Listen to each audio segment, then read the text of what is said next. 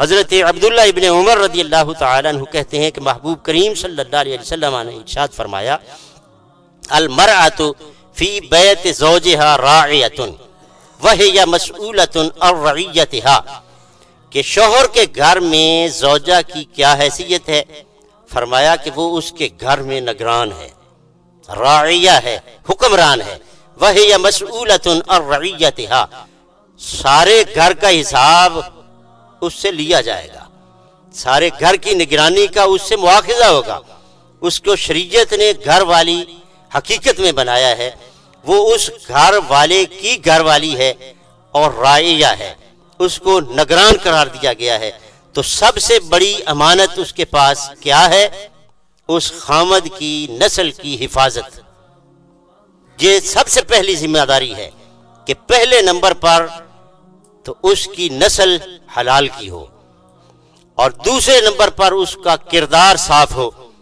والدہ کی گود پہلی درسگاہ ہے، انسان کو اس نے سب کچھ پڑھانا ہے، وہ خالی ذہن اس نے بھرنا ہے۔ اگر اس کی عادات اچھی ہیں، اولاد ساری پاکیزہ ہے۔ اگر اس کو حلال اور حرام کا پتہ ہے، وہ ان دھلے برتنوں میں بچوں کو نہیں کھلاتی، پاک اور پلید کا امتیاز کرتی ہے، ان کی تربیت کے لحاظ سے ہر اچھی بری بات کو سمجھتی ہے کہ ان کی آنکھوں کے سامنے اگر یہ کام ہو گیا تو ان کے ذہنوں کے اندر نقش بن جائے گا، لہٰذا ان کو یہ بات بھی سنانی نہیں چاہیے، ان کو یہ چیز بھی نظر سے ان کی نہیں گزرنی چاہیے۔ ان ساری باتوں کی جس وقت حفاظت کر کے وہ خامد کی نسل پر پہرا دیتی ہے تو اللہ رب العزت اس کے ہر سانس کو بندگی میں شمار فرما دیتا ہے۔ تیسرے نمبر پر اس کی ذمہ داری یہ ہے کہ کبھی بھی اپنی اولاد کے سامنے خامد کا شکوہ نہ کرے، کبھی اس کا گلہ نہ کرے، اپنی اولاد کا ذہن خامد کے بارے میں غلط نہ کرے، ان کو اپنے خامد کے خلاف اکسائے نہ، اور نہ کبھی بھی کوئی ایسی بات کرے جس سے اولاد کے سامنے اپنے ان کے ابا جان کا مرتبہ کم نظر آتا ہو، کوئی توہین کا پہلو نکلتا ہو، اس نے دنیا کا کوئی فیصلہ کیا ہو، وہ زوج اور زوجہ کا آپس میں معاملہ ہے، وہ آپس میں ڈسکس کرنا چاہیں تو کر لیں، مگر یہ زوجہ اپنی اولاد کے سامنے اپنے خامد کے فیصلوں پر تنقید نہ کرے، اور کسی طرح بھی اپنے ایسے جذبات کا اظہار نہ ہونے دے جس کی وجہ سے اولاد پر منفی اثرات مرتب ہوتے ہوں۔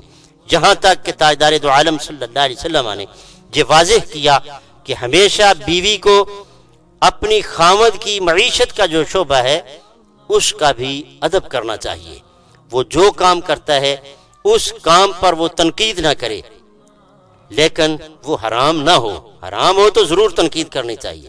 اگر حلال کا ذریعہ ہے، محنت مزدوری کرتا ہے، اگرچہ کم کماتا ہے، لیکن بیوی کا حق نہیں بنتا کہ وہ شوہر پر تنقید کرے اور اولاد کو اپنے شوہر کے خلاف اکسائے۔ اگر وہ کپڑوں کا کاروبار کرتا ہے تو بیوی اپنی اولاد کے سامنے کپڑے کے کاروبار کے کیڑے نہ نکالے کہ کہے کہ کوئی کام نہیں، یہ کام بڑا گندا ہے، یہ کرنا ہی نہیں چاہیے، فلاں کرنا چاہیے۔ فرمایا جو زوجہ اپنے زوج کے ڈپارٹمنٹ کے ساتھ وفادار ہوتی ہے، اس کی وفاداری اللہ کے ہاں اطاعت میں شمار ہوتی ہے، لہٰذا اس کو پوری طرح خیال رکھنا چاہیے۔ چوتھے نمبر پر سب سے بڑی ذمہ داری یہ ہے کہ جو ماں کی شان بڑی ہے تو ماں کا امتحان بھی اتنا ہی بڑا ہے۔ بندے کو جب مشکلات آتی ہیں زندگی کے کسی حصے میں، اگر اسے ماں کا سایہ حاصل ہے، وہاں جا کے پناہ لیتا ہے، وہاں سے مشورہ کرتا ہے، اب ماں کا امتحان شروع ہو گیا۔ ایک طرف اللہ کی محبت ہے، دوسری طرف بیٹے کی محبت ہے، مسئلہ سامنے آ گیا اور فتویٰ ماں کا چلے گا، مشورہ ماں کا چلے گا، بات ماں کی مانی جائے گی۔ اب ماں کو بیٹے سے بڑا پیار ہے، ادھر اللہ سے بھی پیار ہے، اور سب سے زیادہ ہونا بھی چاہیے۔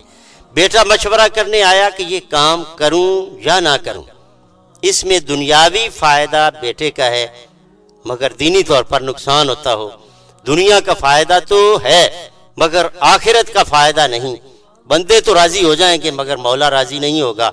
تو ماں کا امتحان یہ ہے کہ وہ امتحان یوں پاس کرے، بیٹے کو سبق دے کہ دنیا ناراض ہوتی ہے تو اس کے پاس آ کے بات ختم ہوگی. تو اس سے یہ نہیں کہ بیٹے کی محبت ساری محبتیں بھلا دے، اسے پتہ ہی نہ ہو کہ میں نے کہنا کیا ہے، میں نے بیٹے کو کیا مشورہ دینا ہے، اسے کیا بتانا ہے. اب جس وقت بیٹے نے پوچھا، وہ طریقے ہیں، ایک ہے فیشن، دوسرا ہے سنت. تو بیٹا پوچھتا ہے امی جان میں کیا کروں؟ تو اب ماں کا امتحان شروع ہو گیا. وہ پاس تب ہوگی جب کہے گی کہ بیٹے فیشن کو قدم کی ٹھوکر سے روند ڈالو، سنت کا جھنڈا لے کر زندگی گزارو. جس وقت یہ کامیاب ہو جائے گی تو یہ اس کا امتحان ہے جس میں وہ کامیاب ہو گئی. اگر ایسا نہیں کرے گی تو اپنا مرتبہ کھو جائے گی. بیٹے کو تو خدمت کرنے کا ثواب مل ہی جائے گا، لیکن ماں کو جو ماں والی شان ہے وہ نصیب نہیں ہوگی.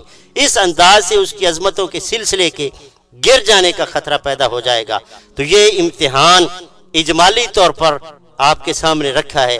اس کی تفصیلات بہت زیادہ ہیں، لیکن وقت کے دامن میں تنگی کی وجہ سے اپنی بات کو ختم کر رہا ہوں کہ والدہ کی عظمت کو بیان کرنے کا مقصد زندگی میں ان کے ساتھ حسن سلوک ہے. بعد از وصال ایصال ثواب ہے، اور ایصال ثواب کے لحاظ سے بھی اپنے والدین کو نہیں بھولنا چاہیے. علامہ اقبال علیہ الرحمہ کی والدہ جب فوت ہو گئیں تو اقبال کہنے لگے کہ کس کو اب ہوگا وطن میں آہ میرا انتظار. بیرون ملک رہتے تھے نا، والدہ کا وصال ہو گیا تو کہنے لگے کہ کس کو اب ہوگا وطن میں آہ میرا انتظار، کون میرا خط نہ آنے سے رہے گا بے قرار. خاک مرکز پر تیری لے کر یہ فریاد آؤں گا، اب دعائے نیم شب میں کس کو میں یاد آؤں گا. تخم جس کا تو ہماری کشت جامیں بو گئی،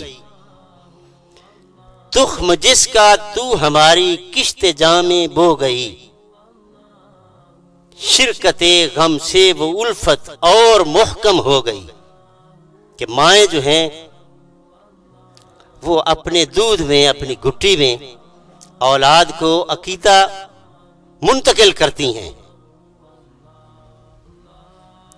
اللہ کا شکر ہے کہ ہمیں گٹی میں اور دودھ میں توحید و رسالت اور ختم نبوت کا عقیدہ ہماری ماؤں نے منتقل کیا ہے. تو اب علامہ اقبال کہتے ہیں تخم بیج کو کہتے ہیں، تخم جس کا تو ہماری کشت کہتے ہیں زمین کو، تخم جس کا تو ہماری کشت جامیں بو گئی، شرکت غم سے وہ الفت اور محکم ہو گئی. کیا تیرے فوت ہو جانے کا غم تو ہے، لیکن جو تو نے وہ بیج بویا ہے اللہ کی محبت کا، رسول اکرم صلی اللہ علیہ وسلم کی محبت کا، وہ الفت اور محبت اور محکم ہو گئی ہے.